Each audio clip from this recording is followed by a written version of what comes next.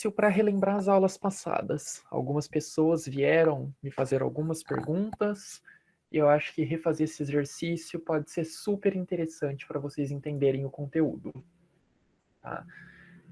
Eu vou ativar a chamada, lembrem-se, é só digitar presente no chat para contabilizar vocês na chamada.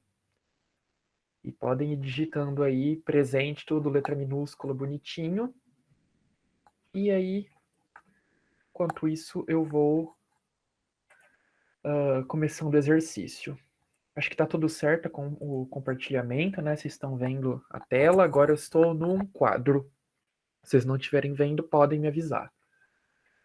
Esse exercício é basicamente para a gente preencher a tabela, né, com o número de prótons, nêutrons, elétrons, o número atômico e o número de massa de cada um dos elementos que estão aqui dados, certo? E de acordo com as informações que a gente tem aqui.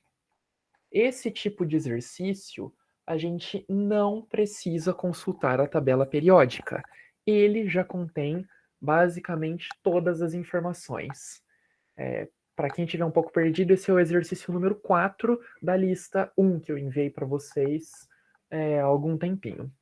Tá? Então, aqui a gente tem o hidrogênio, e a gente precisa descobrir o número de prótons, o número de nêutrons e o número atômico. Só conferindo se está todo mundo conseguindo entrar tranquilo. Isso que a gente tem que descobrir tendo o número de elétrons e o número de massa. Então, bora lá. Tá? O que é o número de massa? Ele representa toda a massa do átomo. E como que a gente chega nesse número? A gente pega o átomo e basicamente põe ele na balança? Não.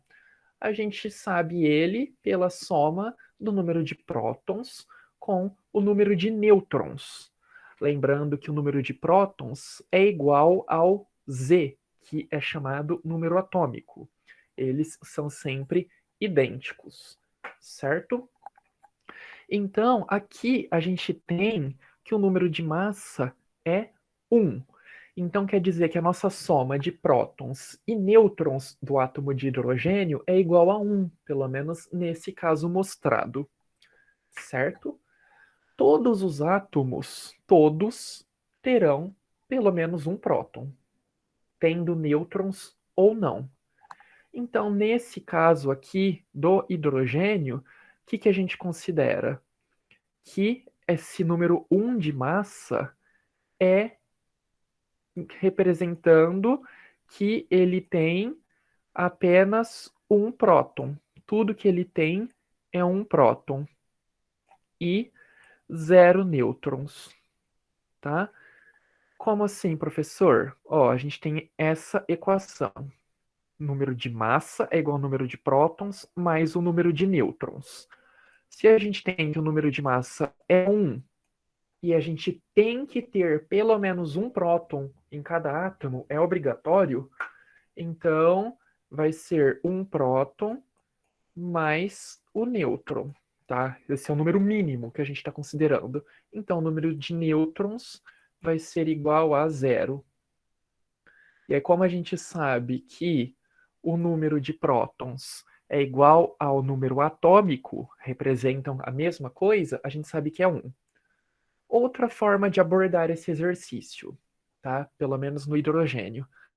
A gente está vendo aqui que o hidrogênio ele tem carga 0, tá? Ele não tem carga, está mostrando o hidrogênio neutro. Quando um átomo é neutro, o que a gente sabe? Que o número de prótons é igual ao número de elétrons. E se ele está falando aqui que a gente tem um elétron, significa que a gente tem um próton também. Tudo certo por enquanto? Então seria um nêutron para cada 2 prótons? Não, não tem uma regra fixa, tá? Em geral, tá? Não entendeu por que do zero, eu explico de novo. que acontece? Em geral, até os elementos de número atômico 20, o que a gente tem? Que é mais ou menos um nêutron para cada próton. Mas isso não é regra. O que a gente sabe é que a partir de 1,5 nêutrons para cada próton, o átomo fica instável e passa a se tornar radioativo, como a gente viu na aula 2. Mas não quer dizer que tem que ter 1 para 1, essa proporção, tá? Então não tem como a gente assumir que é um nêutron para cada próton. Não tem como a gente, olhando para o átomo, dizer quantos nêutrons ele tem. A gente precisa fazer aquele cálculo. O porquê que o número de nêutrons é igual a zero? Tá? Por que isso acontece? Nós temos que o número de massa é igual a 1. Tá? E pelo cálculo de prótons, baseando no número de elétrons, né, fazendo aquele cálculo da neutralidade, então a gente sabe que o hidrogênio está neutro, ele não está na forma de íon. E a gente sabe que neutro ele tem um elétron. Quando os elementos estão neutros, o número de elétrons é igual ao número de prótons. Então ele vai ter um próton também, tá? Por enquanto faz sentido? E aí o número de prótons e o número atômico costuma não, ele é sempre idêntico. Então, acho que até agora fez um pouco de sentido, né? Professor, Oi. a contazinha é A menos prótons é igual a elétrons, tá certo? É igual a nêutrons, tá certo? A gente pode passar para o lado, né? Então, se a gente tem prótons e nêutrons aqui, a gente tem essa equaçãozinha. A é igual a prótons mais nêutrons. A gente pode descobrir o número de prótons. Então, o número de massa menos o número de nêutrons é o número de prótons. Se assim a gente descobre o número de prótons, tá? Se a gente quer descobrir o número de nêutrons, a gente faz A menos o número de prótons vai ser igual ao número de nêutrons, tá? Então só precisa decorar a fórmula assim, e o resto vocês fazem passando de um lado para o outro, tranquilo. Como então que a gente chega aqui já com essa equação, aproveitando essa equação, para ver o porquê do número de nêutrons ser igual a zero? O exercício disse que o número de massa é igual a 1, certo? Menos quantos prótons? A gente viu, fazendo o cálculo, que a gente tem um próton. Então, quantos nêutrons a gente tem? 1 menos 1, que seria igual a 0. Então, esse elemento, o hidrogênio, que está mostrado aqui, tem 0 nêutrons. O elétron interfere no número de massa? Não, tá? Não. Porque quando a gente tem o átomo, então a gente tem lá o núcleo e temos as órbitas onde estão os elétrons. O desenho ficou horroroso mesmo, porque eu tenho que fazer com o mouse, tá? 99,99% de toda a massa do átomo está no núcleo. Então, 99,99% da massa é composta de prótons e nêutrons. A quantidade de elétrons praticamente não interfere na massa, certo? E são sempre números inteiros. Não tem como a gente ter 0,8 elétrons, 1,1, 1,7. A gente vai ter um elétron inteiro, um próton inteiro e um nêutron inteiro.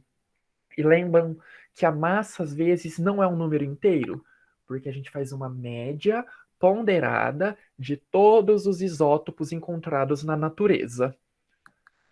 Certo? Acho que por enquanto tá ok, vamos continuando. Então já fizemos do hidrogênio. Agora vamos ver para o carbono. Eu tenho que o número de prótons é 6 e o número de nêutrons é 6. Preciso descobrir elétrons, número atômico e número de massa. A gente sabe que o número o número atômico, o Z, é sempre idêntico ao número de prótons. Se eu tenho 6 prótons, qual que vai ser o meu Z? Vai ser 6 também, tá? Tranquilo por aí. Certo? Como que eu vou saber quantos elétrons eu tenho? Calculando pelo Z, calculando pelo N, calculando pelos prótons? Olha a carga. Tá vendo que o carbono não tem nada falando se tem carga? Se não tem nada falando se tem carga, a gente considera a carga zero. Quando a carga é zero, o número de prótons é idêntico ao número de elétrons, tá? Por quê? Um próton tem a carga 1 mais, um elétron tem a carga 1 menos, um anula o outro. Dessa forma, se todas as cargas estão anuladas, quer dizer que as 6 cargas positivas dos prótons foram anuladas. Então, esse átomo tem 6 cargas negativas para anular os prótons, certo? E a massa? Como que eu vou saber a massa? Por meio da equação. Número de massa é prótons mais nêutrons. Então, nós temos que o número de prótons é 6 e o número de nêutrons é 6. Então, a nossa massa vai ser 12. Nesse caso, o número de prótons e de nêutrons é idêntico, tá? Mas pode não ser, certo? Não tem como a gente saber isso só olhando para o átomo. Falar, ai, eu olhei para esse carbono, ele me olhou meio torto, ele tem nêutron diferente. Não tem como a gente saber isso. A gente só sabe o número de nêutrons fazendo a relação entre prótons e massa, tá? Ai, mas esse átomo, ele tem carga positiva. Isso não tem nada a ver com o número de nêutrons, tá? Nunca vai dar resposta do número de nêutrons. Tranquilo por enquanto? Tudo nice? Suave na nave? Tá? Vamos continuar. Então, próximo, para a gente fazer o cálculo, é o sódio, que tem o símbolo Na, porque ele vem do latim natrium. Bom, nós temos que o número atômico é 11. Então, isso quer dizer que ele tem 11 prótons, sempre. Tá? Então, toda vez que tiver 11 prótons no mesmo átomo, ele vai ser um sódio, sempre, porque é o número de prótons que determina as propriedades de cada átomo. Agora, um facinho para a gente ver, os nêutrons. Então, a gente tem o número de massa e o número de prótons.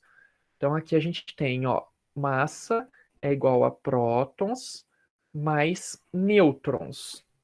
Eu quero descobrir o número de nêutrons, que seria igual a massa menos os prótons, certo? Então, o número de nêutrons seria 23 menos 11. Então, nós teríamos 12 nêutrons, basicamente. Tá? Tá vendo que aqui não é idêntico? A gente tem um nêutron a mais do que próton. Então, para fazer o cálculo, não é pegar a massa e dividir por 2, tá? Não é isso. É uma equação que relaciona por soma a quantidade de prótons e nêutrons.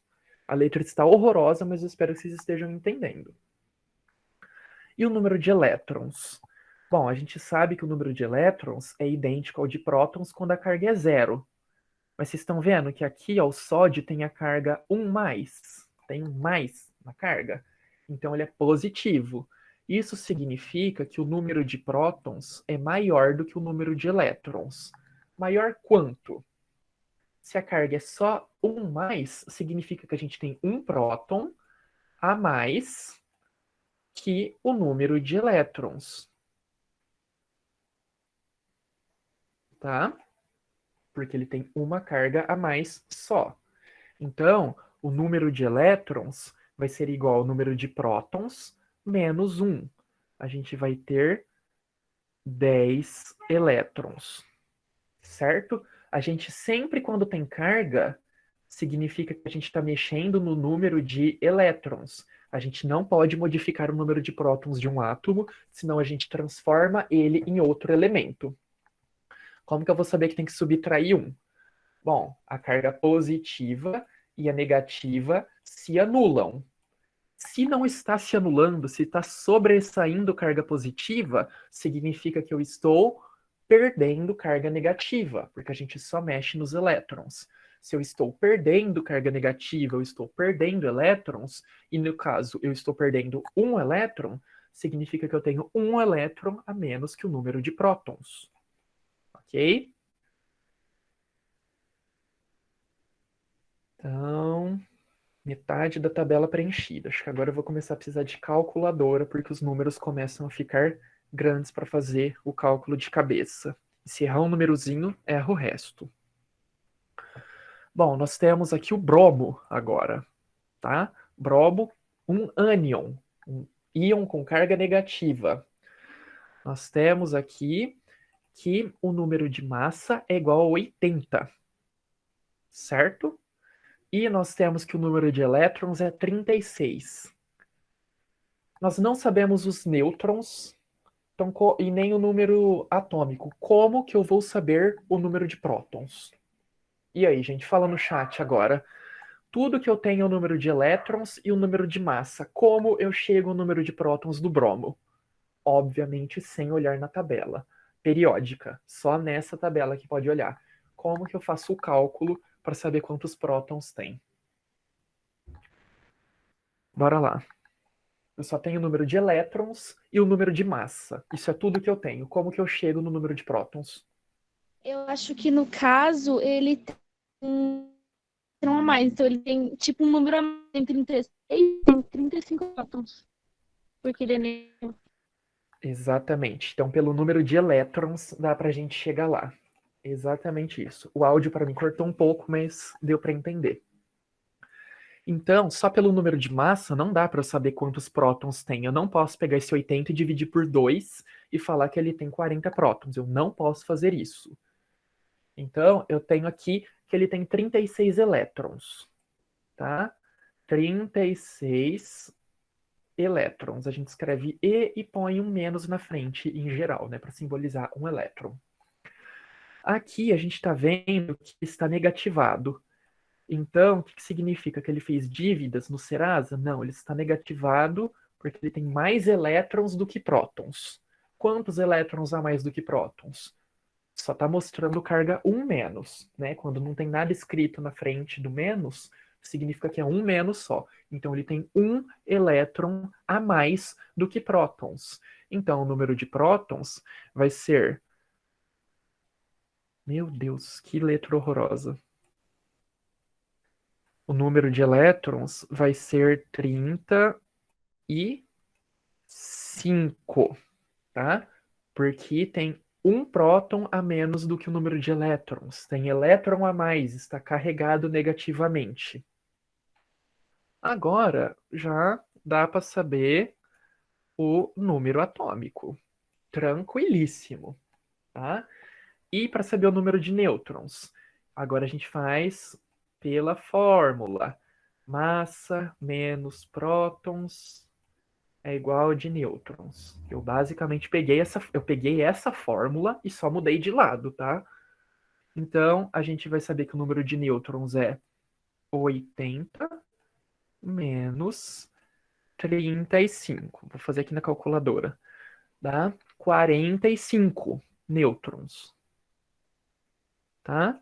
Então, vocês estão vendo ó, que a gente tem para cada um próton, a gente tem um pouquinho mais que um nêutron, a gente teria perto de 1,1, tá? Então, o número de prótons e nêutrons nem sempre é igual, nem sempre é idêntico, tá? Ele pode ser idêntico? Pode, mas ele pode ser diferente. Desde que você não tenha 2 vezes mais nêutrons do que prótons, porque deixaria muito instável o elemento. O galho. Agora a gente chega no galho, cada macaco no seu galho, e a gente tem o número de nêutrons e o Z. O Z é o número atômico, então dá para a gente saber que tem 31 prótons também. Facílimo. Quantos elétrons eu vou ter? Tá vendo que a carga é 3 mais? Se tá com carga positiva, significa que o número de prótons é maior do que o de elétrons. Então, a gente está, no caso, com 3 prótons a mais do que o número de elétrons, certo? Isso significa que o átomo perdeu 3 elétrons. A gente não faz um átomo ganhar prótons. Ele perdeu 3 elétrons. Dessa forma, o número de elétrons seria 31 menos os 3 elétrons perdidos. Tá? E o número de massa? O que determina a massa de um átomo? É sempre a soma entre os prótons e os nêutrons, porque o elétron tem massa insignificante. A massa de um elétron é cerca de 1836 vezes menor do que a massa de um próton ou de um nêutron, sendo que prótons e nêutrons têm a massa idêntica. Então, a massa, no caso, vai ser 31 mais 39. 31 mais 39, 70. Tá? Perder elétrons, ganhar elétrons vai mexer na massa? Não vai alterar nada na massa, porque ele é muito leve. Isso aí. Ótimos cálculos. O professor aqui tá tendo que usar a calculadora, porque fazer cálculo de cabeça, agora não vou passar vergonha. E por último... Ô, professor, Pois não. só antes de você finalizar, você poderia repetir a regrinha da carga negativa e positiva, por favor? Só para eu anotar aqui. Tá. Basicamente, para saber se eu tenho uma carga. O que dá a carga? O próton, ele dá a carga positiva. O elétron, ele dá uma carga positiva, exatamente da mesma força, só que contrária, tá? É como se o próton puxasse um para cima e o elétron puxasse um para baixo. Quando o número de prótons e elétrons é idêntico, qual que vai ser a carga do átomo? É zero, tá? Porque vamos supor que tem 31 prótons, mas tem 31 elétrons. 31 positivo com 31 negativo dá zero. Se o elemento está com carga positiva, o que significa? Que ele perdeu elétrons. Está com menos elétrons. Então, a gente vai ter mais prótons do que elétrons. Então, prótons maior do que de elétrons, tá? Isso em número, sempre que for um cátion. E aí, o que eu faço? Se eu tenho 31 prótons, mas aqui eu percebi que eu tenho carga 3+, o que significa? Eu perdi 3 elétrons, porque aí a carga do próton apareceu. Então, o número de elétrons seria o número de prótons menos essa carga em excesso que ele tem. Então, 31 menos 3. Então, 31, 30, 29, 28. Certo? Se eu tenho mais elétrons, o que acontece? A carga fica negativa. E aí é basicamente a mesma linha de raciocínio que a gente tem. Tá? Agora o telúrio. Telúrio, a gente tem que o número de prótons é 52. Então, a gente sabe aqui que o número atômico é 52. Número de massa, prótons mais nêutrons. Então, seria 52 mais 76. Nós temos 128 de massa. Tá? Com esse 8 muito lindo, feito especialmente para vocês, com muito carinho. Só que o que acontece? Agora, para descobrir o número de elétrons, a gente está vendo que tem carga. Quando está neutro, prótons é igual a elétrons, mas está com duas cargas negativas. O que isso significa? Que eu tenho 2 elétrons a mais do que a quantidade de prótons total. Então, eu tenho 2 elétrons a mais do que prótons, eu tenho 54 elétrons. Certo? Essa é a tabela completa. Por que eu tomei esse tempão de aula para isso? Porque vocês precisam saber isso. Isso é obrigatório saber, tá? Fazer essas relações entre eles. Certinho? Então, agora eu vou começar o conteúdo que seria para a aula de hoje. É um conteúdo um tanto quanto difícil, para a gente continuar aquela parte dos átomos, certo? E a gente vai começar a ver um pouco de orbital. A Amanda ainda está com a mão levantada. Você ainda quer fazer uma pergunta ou era aquela mesma pergunta lá? Não, era mesmo, desculpa. Muito obrigada, Nice. professora. Então, eu vi que mais de uma pessoa que veio falar comigo estava se confundindo nesse exercício. E, sem entender isso, vocês não conseguem avançar na química. Em todas as químicas. Então, o átomo, tudo que a gente tinha visto na aula passada. O átomo é feito pelo núcleo e eletrosfera. O núcleo tem nêutrons e prótons, e na eletrosfera tem os elétrons. Vimos que nós temos os elementos e o que diferencia eles é o número de prótons, que seria idêntico ao número atômico. Vimos que o número de massa representa a soma de prótons e nêutrons. Geralmente, o número de nêutrons é idêntico ao número de prótons até o cálcio, e depois disso começa a ter mais nêutrons do que prótons. Mas não é regra um nêutron para um próton. Vimos que temos átomos neutros e na forma iônica. A representação, vimos que temos isótopos, que são o mesmo elemento, mas a massa varia. Por quê? Alguns dos representantes podem ter mais nêutrons do que outros, e eles podem ser mais instáveis. Tudo isso, quem não tiver lembrado, assiste de novo a aula passada. Vimos determinação da massa com a média ponderada, vimos que os isóbaros são elementos diferentes, número atômico diferente, mas a massa é idêntica. Isótonos, que elementos diferentes, massa diferente, mas número de nêutrons idêntico. Vimos os isoeletrônicos, número de prótons, nêutrons e massa diferente, mas o número de elétrons é igual. Tá? E agora a aulinha de hoje, que nós vamos ter bem pouquinho tempo para ver. Nós vimos a evolução dos modelos. Os modelos foram evoluindo com o tempo. E agora nós vamos ver o modelo de Bohr. Bohr era um aluno de Rutherford, que tinha dado aquele último modelo atômico que a gente tinha visto, certo?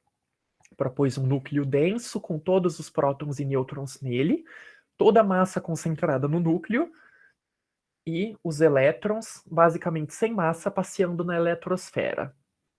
Mas o que acontecia com o modelo de Rutherford? Apesar de explicar algumas coisas, ainda tinha uma inconsistência, tinha um erro na teoria do que se conhecia até o momento.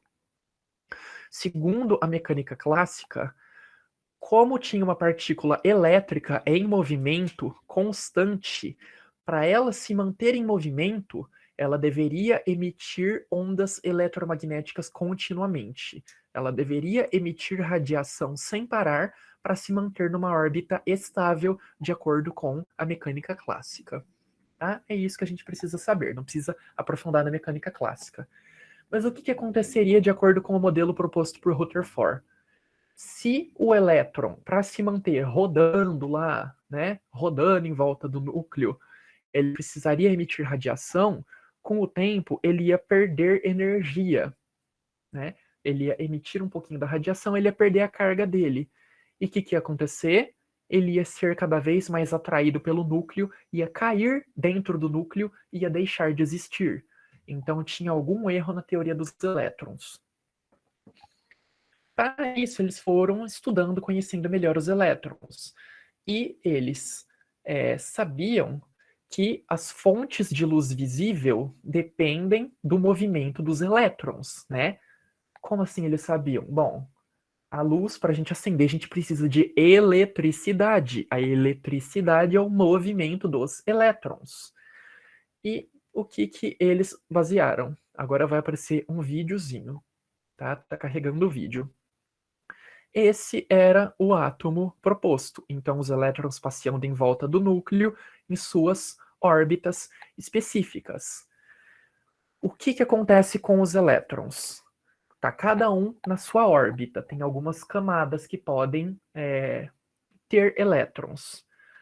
Se a gente recebe energia, então, se está passando corrente elétrica e bate um elétron num átomo, esse elétron recebe energia e passa para a próxima camada. Então, quando eles recebem energia, eles vão para um nível mais externo, tá?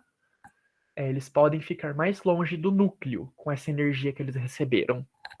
Mas, antes de ter elétrons nessa camada externa, a camada do meio precisa estar completa.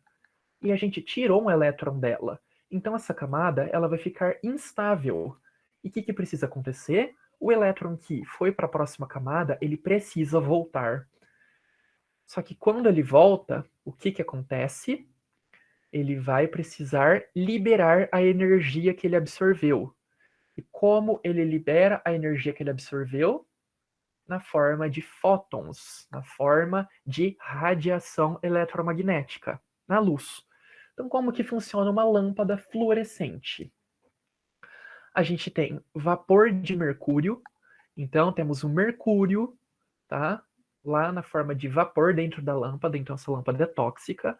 E com a passagem da corrente elétrica por meio do fio de tungstênio, vamos estar jogando elétrons sem parar nesse gás de mercúrio. E o que vai acontecer? Quando o elétron é jogado, ele vai bater nos elétrons do mercúrio e vai deixá-los excitados. Ou seja, ele vai sair de camada. Ele vai sair do estado fundamental, que ele está tranquilo, e vai para uma camada mais externa, que a gente chama de excitação. Mas ele vai precisar voltar, porque não é o nível dele. Ele volta e emite radiação. Com a radiação emitida, ele vai ter a forma de emissão de radiação por luz. Então, a luz emitida nada mais é que os elétrons voltando ao nível dele no mercúrio. Certo? Então, nós sabíamos que... nós não, né? Eles sabiam, eu não estava vivo na época. Eles sabiam que a luz branca era basicamente emitida por movimento de elétrons. Não, eles não viram cátion por um período, porque o elétron ele não saiu do átomo, ele só mudou de camada lá dentro. Ele ainda está no átomo dele, tá? Ele só está numa camadinha diferente. É como se ele tivesse no mesmo estádio correndo, mas ele está só numa pista diferente. Ainda faz parte do mesmo estádio. Professor, Oi. eu não entendi como que o elétron adquire energia na luz. Ele adquire energia quando a gente fornece uma energia para ele. Nesse caso, a energia fornecida é pela corrente elétrica.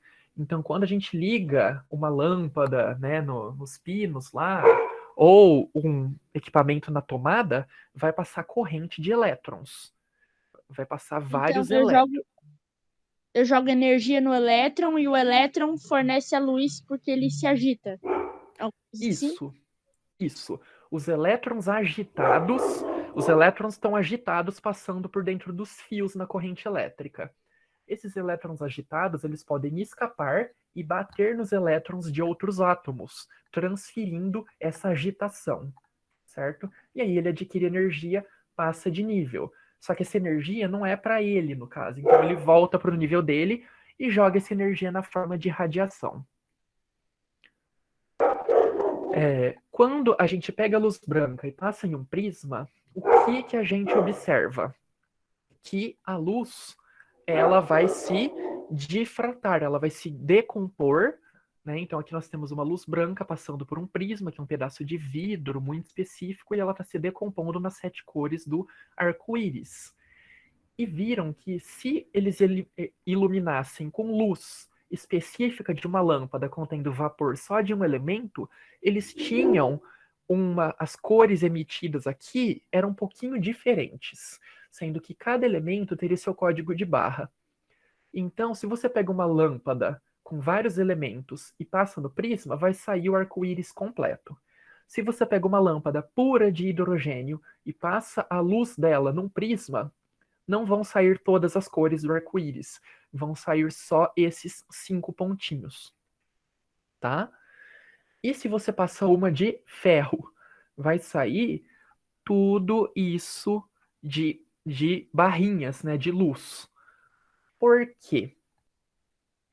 Isso indica que cada átomo tem os seus elétrons e cada elétron tem um valor de energia que eles precisam absorver para passar de nível. Não é qualquer energia, tá? Então vamos supor que precisa de uma energia 10, um valor aleatório, sem nem unidade. 10 para o elétron passar para a próxima órbita. Se eu fornecer energia 8, ele não vai conseguir passar para a próxima órbita. Ele vai continuar na órbita dele. Se eu fornecer energia 11, ele vai absorver 10 de energia, um vai embora sem ele nem absorver, tá? Porque ele precisa só de 10 para passar de nível. E quando ele volta para o nível dele, ele vai jogar fora tudo aquilo que ele absorveu. Ou seja, as 10 unidades de energia que ele absorveu, ele vai jogar para fora. Certo? Dessa forma, a gente sabe que os elétrons de cada átomo, eles estão em lugares específicos na órbita desses átomos. Não é zona, é tudo muito bem organizado. Então, nós temos algumas órbitas permitidas, tá? Então, a distância entre uma órbita e outra, assim como a energia para o elétron passar de uma órbita para outra, é muito bem definida. E só vai ter excitação e a liberação de energia quando tiver esse deslocamento pelos níveis de energia, certo? Então, quando a gente tem o ferro, significa que a gente vai ter vários níveis de energia absorvíveis para passar e voltar. E a energia liberada vai ser liberada na forma de radiação, vai poder ser vista com luz. Ficou mais ou menos claro se essa radiação é tóxica?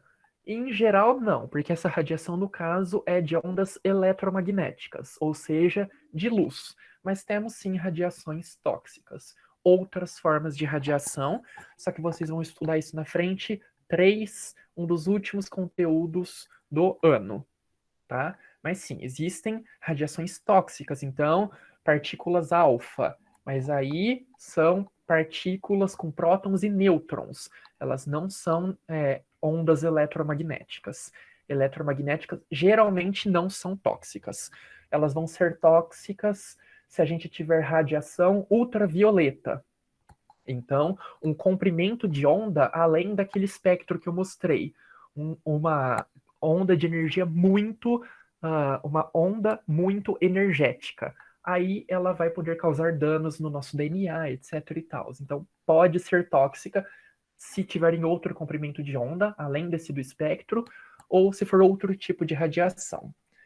E são as órbitas que definem qual cor o elétron vai soltar o fóton. Exatamente. Então, como a gente tem níveis diferentes que o elétron pode pular, tá? Nós temos camadas diferentes que cada átomo tem para os elétrons pularem, e cada átomo, essas camadas estarão numa distância entre si, a distância vai ser parecida entre átomos diferentes, mas não vai ser idêntica. E por mudar muito pouco, vai mudar a energia que precisa de absorver, dessa forma a energia que vai emitir. Então, o fato de cada elemento, quando está no estado puro, emitir fótons, emitir radiação eletromagnética, luz, de cores diferentes, indicam que eles têm órbitas diferentes entre si, mas que essas órbitas de cada um dos átomos é muito bem definida. Então, todos os átomos de ferro vão ter esse espectro, basicamente sempre. Por quê? Porque os níveis de transição de energia são os mesmos entre os átomos diferentes de ferro, certo? E isso só determina, então, que são níveis bem definidos. Então, o que aconteceu com a teoria? Né? Borja propôs que a eletrosfera ela é dividida em várias camadas. No caso, são 7 camadas. Essas camadas, cada uma vai ter um número específico de elétrons que ela pode suportar. Então, pode ter um número específico de elétrons lá dentro. Quando os elétrons estão na camada dele, ele não precisa emitir radiação para se manter estável. Se ele está na órbita dele, ele está sussa, está tranquilo lá dentro. ele só vai precisar emitir radiação se ele muda de órbita e depois tem que retornar para dele. Então isso mudou a mecânica clássica, tá? Então não acontece isso dele ir perdendo energia. Por quê? Porque em geral, cada elétron está na sua órbita, tá? Ele vai ficar preso na órbita dele. Se ele passa de órbita, ele perde energia depois e volta para dele. Mas ele não vai precisar emitir radiação o tempo todo. Senão todos os elementos basicamente brilhariam igual a luz 100% do tempo. Certo? Nós temos 7 camadas que podem... Pois não. Ouço vozes. Não? Tudo bem. Pode ser esquizofrenia. Nós temos, então, 7 camadas conhecidas. Todos os átomos podem ter até 7 camadas que recebem os elétrons. Mas nem todas as camadas vão precisar ter elétrons. Se for um átomo com pouquinhos elétrons, tipo hidrogênio, que tem um elétron, eu não vou precisar colocar elétron em todas as camadas. Eu só ponho na primeira. Por que as 7 camadas são nomeadas de K até Q? Porque foram alemães que descobriram, alemães que fizeram grande revolução da química clássica. Então, K, se eu não me engano, vem de Kernum, que significa cerne, mais próximo do núcleo. Então, tudo isso para falar que a camada K é a mais próxima do núcleo. E depois, conforme vai prosseguindo o alfabeto, significa que elas vão se distanciando do núcleo. Ok. Na hora de eu colocar elétrons, aonde eu vou colocar os elétrons primeiro? Sempre os elétrons estarão mais próximos do núcleo. Então eu coloco na camada K. Encheu ela, porque ó, ela só cabe 2 elétrons. Encheu ela, a gente põe na camada L. Encheu a camada L, põe na M. E assim em diante. Se não encheu, vai ficar até na M. Se não encheu a K, só vai ter na K. Ainda vai ter as próximas camadas? Vai, mas vazias. Tá? Sempre vazias. Se o elétron é negativo, se ele perder energia, ele fica como? Mais negativo? Não, ele perderia a negatividade dele e ele seria atraído pelo núcleo com muita força e ele seria provavelmente decomposto em subpartículas.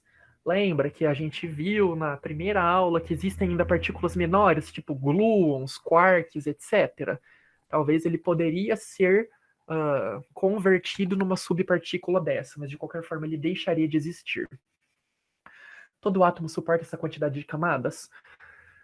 Até onde eu sei, tá? Assim, eu sou farmacêutico, então nem todas as perguntas eu vou poder responder para vocês com muita certeza. Até onde eu sei, os elementos eles podem sim ter essas camadas, mas elas não são preenchidas. Elas ficam completamente vazias. Se os elementos eliminam essas camadas, eu não tenho certeza, tá?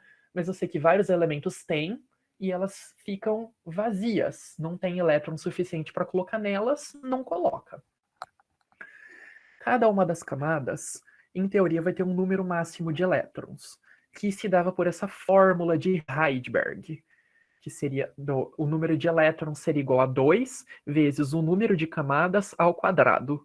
Então, seria mais ou menos isso.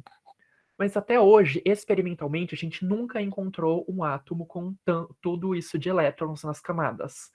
O que a gente percebeu aqui na camada O, ou 5, pode chamar de camada ou nível, pode chamar de 5 ou de O, o máximo de elétrons que a gente encontra é 32. A gente não consegue encontrar 50. Então, na teoria poderia, mas na prática a gente nunca encontrou no nosso planeta. Nós temos essas 7 camadas. A camada K só cabe 2 elétrons. Se o átomo tiver 3 elétrons, vai ficar 2 na camada K e 1 na camada L, tá? Porque a camada K já está cheia. A L cabe até 8 elétrons, então você pode ter entre 0 e 8. A M, 18, depois 32. Depois vem 32 de novo, 18 e 8. Então vai subindo e depois diminui. É isso que a gente vê na prática. O elemento com número atômico maior que a gente conhece, não vou lembrar o nome, é ununócio, é alguma coisa assim, tá? É o elemento de número 118. ele vai ter um número máximo de elétrons em todas as camadas. Até hoje a gente não conseguiu o elemento de número 119 para ver aonde iria parar esses elétrons. Mas nós temos o 118 para confirmar que a distribuição seria essa. Então, 2, 8, 18, 32. Depois, 32, 18, 8. Certo?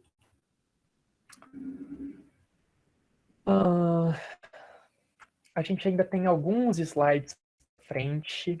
Acho bom a gente continuar na próxima aula. A nossa aula poderia até 10h40, mas já é 10h30 e eu aposto que vocês estão super cansados, porque foi muito conteúdo. Qualquer dúvida, vocês podem falar comigo. Peguem firme para fazer essa lista 2, tá? Para eu achar aonde vocês estão errando, tá? E mesmo que a gente vá um pouco mais devagar, é melhor ir devagar, mas vocês terem uma base sólida do que ver todos os conteúdos, mas não conseguir conectá-los. Alguém levantou a mão. Pois não. Fui eu.